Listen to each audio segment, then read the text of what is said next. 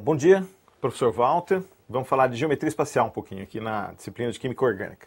Estamos aqui nesse ambiente com as bexigas da festa de aniversário da minha sobrinha e vamos falar um pouquinho sobre algumas das moléculas que a gente vai ver durante o curso e entender um pouco de geometria espacial. Nesse slide que vocês estão vendo, a gente vai falar um pouco da teoria do VSEPR, que vem do inglês Valence Shell Electron Pair Repulsion. Desculpa o meu inglês. E que significa, na verdade, a teoria da repulsão dos pares eletrônicos da camada de valência.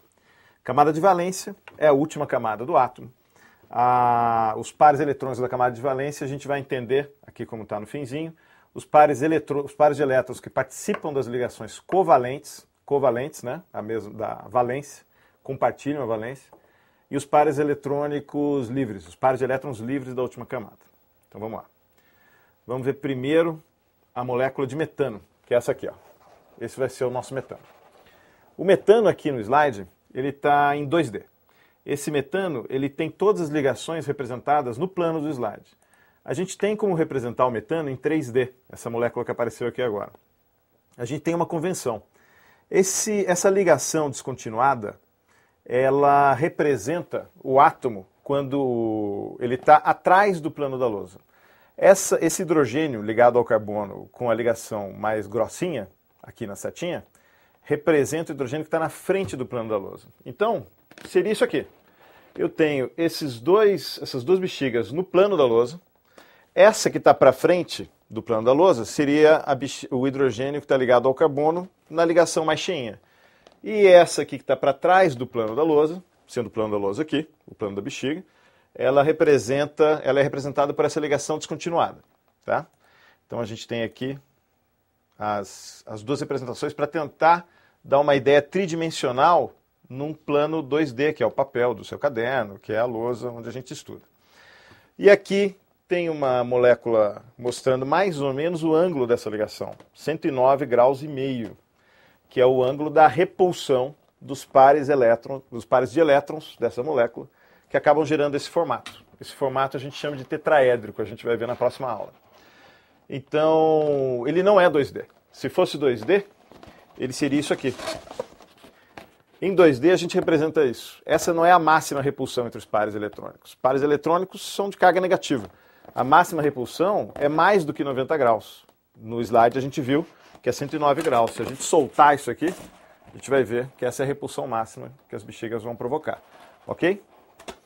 Isso é muito semelhante ao metano. Eu gosto muito do exemplo das bexigas, porque quando a gente usa aqueles modelos atômicos, eles são muito estáticos. E a bexiga ela representa bem como a molécula é de verdade. Se eu soltar essa bexiga no ar, vocês vão ver que ela vai vibrar, ela está vibrando. E a molécula, ela não tem um comprimento de ligação fixo. Esse comprimento de ligação que está sendo representado no slide, que eu estou mostrando com a setinha agora, ele é um comprimento médio. A molécula ela fica o tempo todo com essa ligação vibrando em torno desse eixo. E esses ângulos também são médios, porque o tempo todo ele está vibrando assim. Então a molécula é muito mais dinâmica, como esse conjuntinho de bexiga, do que quando a gente vê com aqueles modelos estáticos. Agora vamos para a amônia. A amônia vocês podem ver que é muito parecido com o metano. Eu só substituí uma das bexigas azuis por uma vermelha, porque eu estou representando aqui o par de elétrons.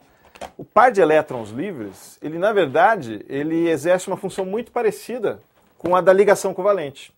Só que aqui não tem nada ligado no átomo central. Aqui o átomo central é o nitrogênio, aqui tem o hidrogênio, um hidrogênio e o par de elétrons.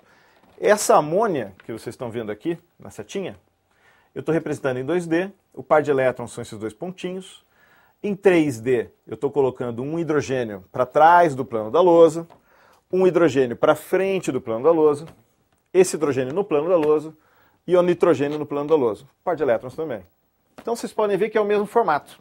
Só que esse cara aqui a gente chama de tetraédrico, porque tem 4 lados. 3 lados aqui e um embaixo, é uma piramidezinha de 3 lados. E aqui eu não tenho esse átomo aqui em cima, é um par de elétrons. Eu não represento par de elétrons na estrutura da geometria espacial.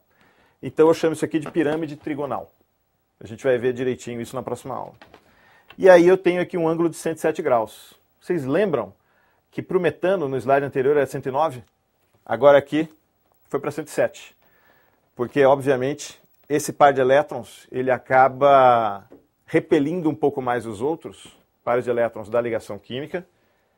Deixa eu voltar para a amônia. Porque esse par de elétrons está mais próximo do átomo central do que se fosse uma ligação covalente. Então ele acaba diminuindo esse ângulo. Opa, caiu minha água ali, já vou pegar. Aí, vamos para a água. A água é a próxima molécula que caiu aqui. Então a gente viu o metano, que é um tetraedro. A gente viu a amônia, que é uma pirâmide trigonal. E agora a gente vai ver a água, que a gente chama de angular.